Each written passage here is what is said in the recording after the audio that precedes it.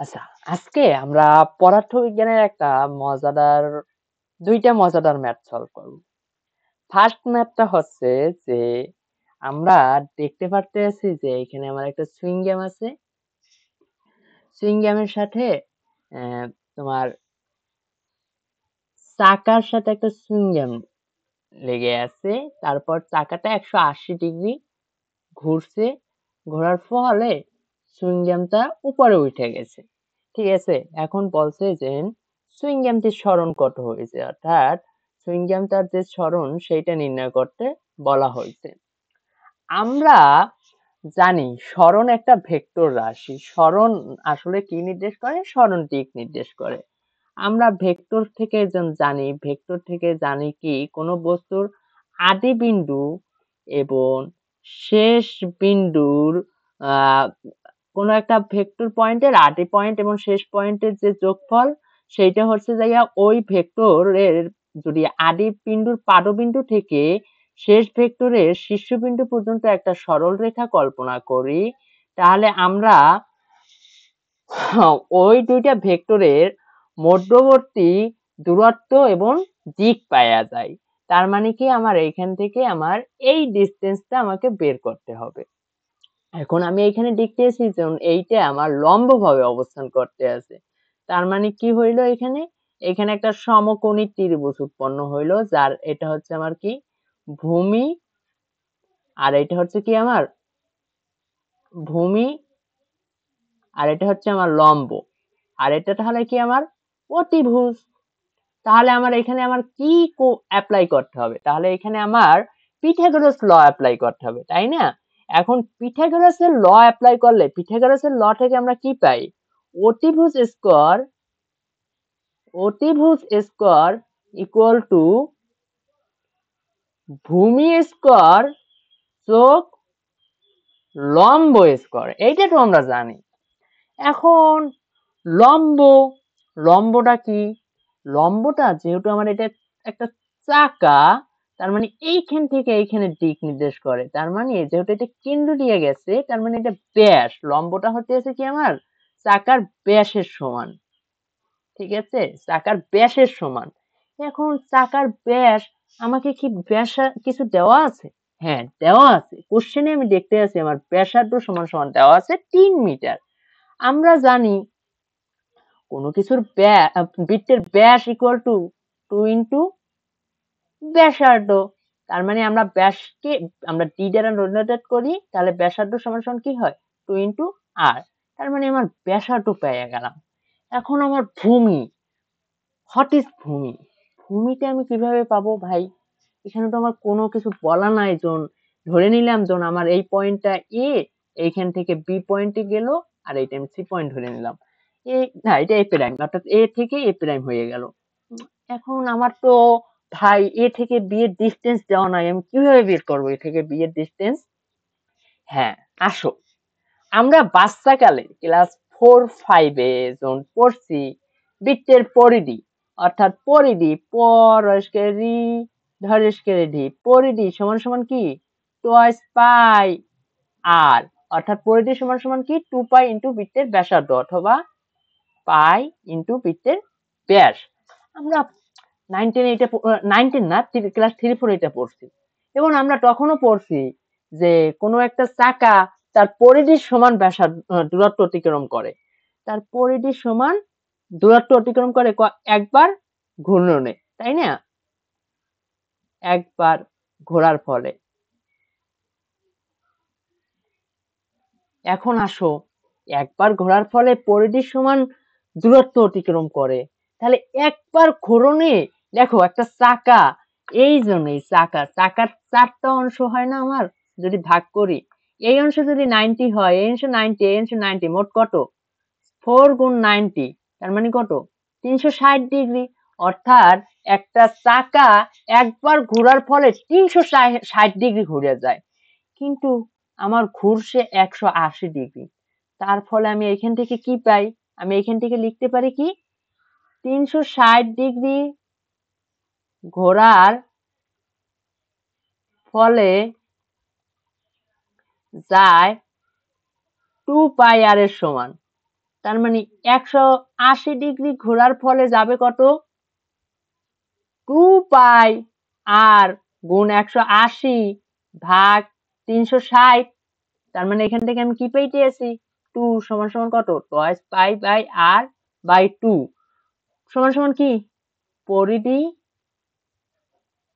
Divided by 2। অর্থাৎ একটা চাকা 360 ডিগ্রি ঘুরলে তার পরিধির সমান ডিসটেন্স অতিক্রম করে। তাহলে 180 ডিগ্রি ঘুরলে কত ডিসটেন্স অতিক্রম করে? 180 ডিগ্রি ঘুরলে তার পরিধির অর্ধেক ডিসটেন্স অতিক্রম করে। তার মানে আমি ভূমিও পেয়ে গেলাম, তাই না? এখন শুধু আমাকে কি বের করতে হবে? আমি এখান থেকে ভূমি পাইলাম, লম্ব পাইলাম, শুধু আমার এই অতিভুজটার মান বের করতে হবে, তাই না? তাহলে আমি ম্যাথটা এখন সলভ করে ফেলাই। ম্যাথটা যদি আমি সলভ করি তাহলে আমি একটা নিউ ইন্টারফেস নিই। নিউ ইন্টারফেস নিয়ে আমি এখান থেকে কি পাইলাম? এখান থেকে আমার দেওয়া আছে r সমান সমান 3 মিটার, তাই না? তার মানে r সমান সমান যদি আমার 3 মিটার হয় তাহলে d অর্থাৎ ব্যাস সমান সমান কত হবে? 2 × 3 সমান সমান কত? 6 মিটার। তারপর আমাকে দেওয়া আছে যে 180 ডিগ্রি ঘুরে, তাই না? তো আমার যদি 180 ডিগ্রি ঘুরে তাহলে আমার এইটা তো হচ্ছে আমার লম্ব এ প্রাইম বি সমান সমান। এখন আমার ভূমি সমান সমান আমি কি পাইলাম? আমি ভূমি সমান সমান দেখো প্রিভিয়াস পেজে আমি ভূমি সমান সমান কত পাইলাম? পরিধির অর্ধেক, অর্থাৎ পরিধি ডিভাইডেড বাই 2। আমি ওইটাই লিখবো। কি লিখবো? পরিধি ডিভাইডেড বাই 2 সমান সমান কত? twice pi r divided by 2। এটাকে যদি সলভ করি তাহলে আমি পাবো কত? পাই r সমান সমান কত? 3 ইন্টু পাই সমান সমান 3 পাই মিটার। এখন আমি এখানে দেখো মিটার লিখলাম। এখন আমি যদি মিটার না লিখি কোনো কিছু হইবে? হ্যাঁ, অবশ্যই হবে। আমার এখানে মিটার ইউনিট দেওয়া আছে, আর এর মিটার ইউনিট দেওয়া আছে। দেখো প্রিভিয়াস পেজে যাই, যখন বলা আছে যে ব্যাসার্ধ 3 মিটার, তার মানে ইউনিট দেওয়া আছে। ইউনিট দেওয়া থাকলে মাস্ট বি যে ইউনিট দেওয়া থাকবে ওইটা লিখতে হবে, আর যদি না দেওয়া থাকে তাহলে ওইটা যদি একক থাকে তাহলে ইউনিট লিখতে হবে, নইলে আমার মার কাটা যায়, কিছুটা মার কাটা যায়। এখন আমাকে বের করতে হবে কি? বৃত্তের ত্রিভুজের অতিভুজ এ প্রাইম সমান সমান আমি কি লিখতে পারবো?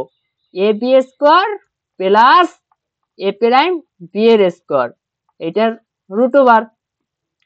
তার মানে এ বি স্কয়ার সমান সমান কত? 3 পাই হোল স্কয়ার যোগ 6 এর স্কয়ার।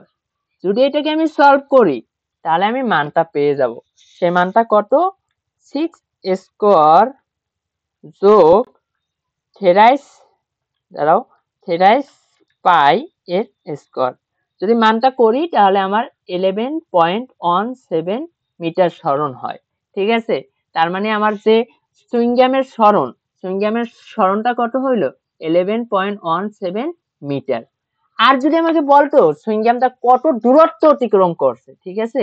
সুইংগ্যামটা দেখো এইখান থেকে ঘুরে এইখান থেকে এইখানে গেল, তারপর এইখান থেকে যাইয়া এইখানে গেল, অর্থাৎ টোটাল সে ডিসটেন্স অতিক্রম করছে কয়টা? টোটাল সে ডিসটেন্স অতিক্রম করছে 2টা। তাহলে টোটাল অতিক্রান্ত ডিসটেন্স কি হইতো? টোটাল অতিক্রান্ত ডিসটেন্স, এটা তো সরণ, ঠিক আছে? এটা হলো কি? সরণ। আমরা সরণকে s দ্বারা ডিনোটেড করি, সরণ একটা ভেক্টর রাশি। টোটাল ডিসটেন্স ডি হইতো AB plus A B prime, অর্থাৎ কত হতো? 3 পাই যোগ 6 মিটার সমান সমান এখান থেকে তুমি লিখতে পারতা 3 ইন্টু পাই প্লাস 2 মিটার। এখন এইখান থেকে যদি বলতো সরণ এবং অতিক্রান্ত ডিসটেন্সের মধ্যবর্তী পার্থক্য কত, সেটাও আমি বের করতে পারতাম। আমরা বের করে দেখি আমার কত হয়, তাই না? বের করে দেখি, যেহেতু আমার ক্যালকুলেটর আছে আমি সলভ করতে পারি। 15 প্লাস 42 মিটার, তার মানে পার্থক্য ডি মাইনাস এর সমান সমান কত? 15.42 মাইনাস 11.17 মাইনাস 11.17 4.25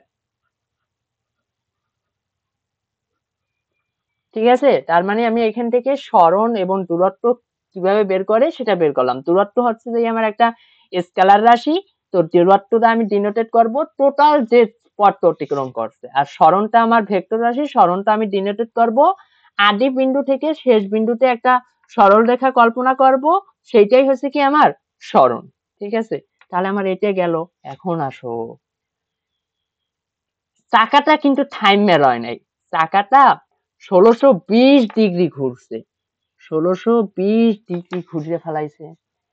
তখন সুইংগ্যামটির সরণ কত কোশ্চেন করছে। এখন আমরা দেখি 1620 ডিগ্রি ঘুরলে আসলে কতটুকু ডিস্টেন্স অতিক্রম করে আগে, সেটা আমরা দেখি। ঘুরে তোমার ধরো ওই চাকাটা ওই একই পয়েন্টে আছে, ঠিক আছে, এই যে এই পয়েন্টে ছিল, এই পয়েন্টই থাকবে। কেন থাকবে আমি দেখাই। 1620 এই কথাটার দ্বারা মূলত কি বোঝায়, 1620 ভাগ 4 যদি করো তাহলে তোমার পাওয়ার 405, অথবা এটাকে তুমি একটা জিনিস কল্পনা করো, 1620 ডিগ্রি সমান সমান 320, 360 ডিগ্রি, তো 360 গুণ 4 হয় 1440। তার মানে এটাকে লেখা যায় এইভাবে, দেখো তো, 4 ইন্টু 360 ডিগ্রি যোগ 180 ডিগ্রি, এইভাবে। তার মানে 180 ডিগ্রি এ তো এই জায়গায় থাকবে, তাই না, 180 ডিগ্রি ঘুরে। তার মানে এইখানে যে পথটা, সেই পথটা বাড়ছে, কত বাড়ছে, এ থেকে আমি এটা ধরলাম এখন সি, আর এইটা ধরলাম এ প্রাইম, অর্থাৎ এ থেকে এ প্রাইম চলে গেছে। এখন আমার এই এ থেকে সিটা বের করতে হবে, তাই না, এ সি, অর্থাৎ আমার ভূমিটা আগে বের করতে হবে, আর লম্ব তো আমার জানাই আছে। তো আমি ভূমিটা কিভাবে বের করব, দেখো, হ্যাঁ 4 বার, অর্থাৎ সম্পূর্ণ পরিধি বরাবর একবার ঘুরছে, এসি সমান সমান হইবে কি, সম্পূর্ণ পরিধি বরাবর কয়বার ঘুরছে, 4 বার। তার মানে 4 ইন্টু 2 পাই আর যোগ হাফ পরিধি বরাবর একবার ঘুরছে, তার মানে কত হবে, twice pi r divided by 2। এখান থেকে যদি এটা সলভ করো তাহলে হয় 9 পাই আর। তারপর আমি মানটা বসাবো, 9 ইন্টু পাই, পাই এর মান তো পাই, আর এর মান 3, 27 পাই মিটার।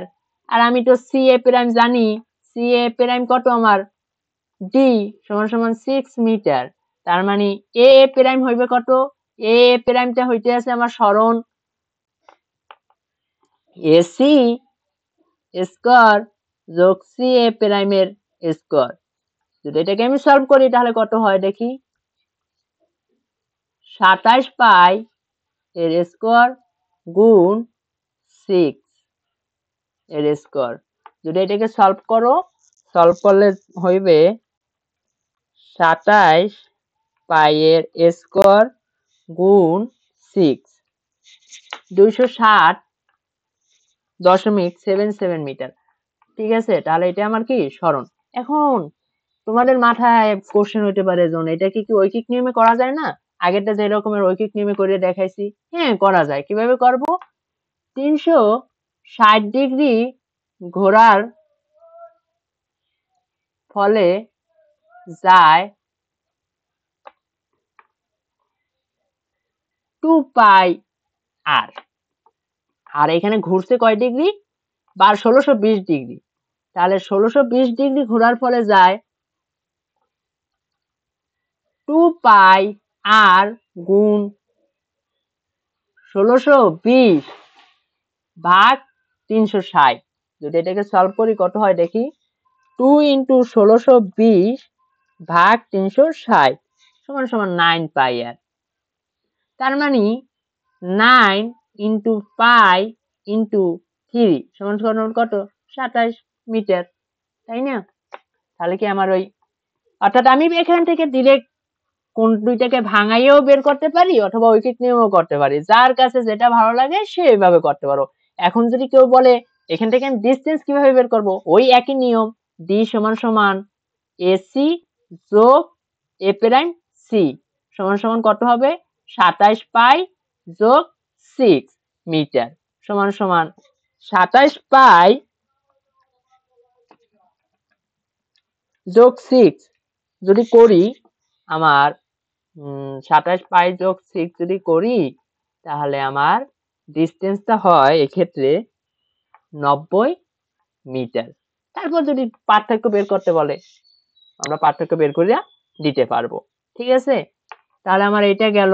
এখন আসো একটা রোমাঞ্চকর অভিযানে যাব আমি এখন। রোমাঞ্চকর অভিযানে ধরো তুমি তোমার গার্লফ্রেন্ডকে গার্লফ্রেন্ড তোমাকে বললো তোমাকে একটা হরিণ শিকার করে আইনা দিতে হবে, তার হরিণের গোস্ত খাইতে হবে। এখন তুমি হরিণ শিকার করার জন্য গেলা, কোথায় গেছো? উগান্ডা গেছো। এখানে যার নাম থাকুক ধরে নাও তুমি জঙ্গলে, উগান্ডার এক গভীর জঙ্গলে গেছো। যাওয়ার পর তুমি হঠাৎ দেখতে পেলা তোমার থেকে 120 মিটার দূরে একটা হরিণ। তারপর তুমি আর দেরি না করে সাথে সাথে 300 মিটার পার সেকেন্ড বেগে একটি তীর হরিণের দিকে নিক্ষেপ করলা। ভালো কথা, হরিণের দিকে আমি তীর নিক্ষেপ করলাম, কিন্তু নিক্ষেপ করার পরই কাহিনীটা হয়েছে। ঠিক আছে, কাহিনীটা কি হইলো? কাহিনীটা হইলো যে ছোড়ার 0.5 সেকেন্ড পর হরিণটি টের পেয়ে দৌড়াতে শুরু করলো, দিল দৌড়। এখন প্রশ্ন, রহিম কি হিরো হয়ে হরিণ নিয়ে ঘরে ফিরবে নাকি হতাশ ভাঙা ধনুক নিয়ে ঘরে ফিরে আসবে খালি হাতে? এখন দেখো তুমি হিরো হয়ে কেন বলছি, ওই যে তুমি তোমার গার্লফ্রেন্ডের জন্য তীর সহ হরিণটাকে ঝুলাইয়া ফিরে যাবা উগান্ডার জঙ্গল থেকে না। আর যদি তুমি হরিণটা ধরতে না পারো তাহলে তো তোমার ওই ভাঙা তীর প্লাস তোমার গার্লফ্রেন্ড দুইটাই শেষ। তাহলে তো তুমি হতাশ ভাই। এখন আমার এখানে কি কি দেওয়া আছে? এখানে আমার দেওয়া আছে হরিণের ডিস্টেন্স 120 মিটার। আমি যে তীরটা নিক্ষেপ করছি সেটা 200 মিটার পার সেকেন্ড বেগে। 200 না 300 এখানে তো একটু 300 মিটার পার সেকেন্ড বেগে। ভালো কথা, আমি 300 মিটার পার সেকেন্ড বেগে নিক্ষেপ করছি। তারপর আমার 0.5 সেকেন্ড পর হরিণটা দৌড় শুরু দেয়, তার মানে 0.5 সেকেন্ড। এখন আমি হরিণটা ধরতে পারবো কি পারবো না সেটা কিভাবে ডিপেন্ড করবে? আমার এই 120 metre distance 300 metre per second বেগে নিক্ষেপ করা তীর কত সময়ে অতিক্রম করে তার উপর। তার মানে আমরা জানি কি টি সমান সমান ভি টি প্রাইম। টি প্রাইম মানে আমার যে তীর নিক্ষেপের যে সময়টা সেটা টি প্রাইম ইকুয়াল টু কি টি বাই ভি। তার মানে এখান থেকে আমার ডি সমান সমান কি হইবে? ডি সমান সমান হইবে 120 ভাগ 300 সেকেন্ড সমান সমান কত হয়?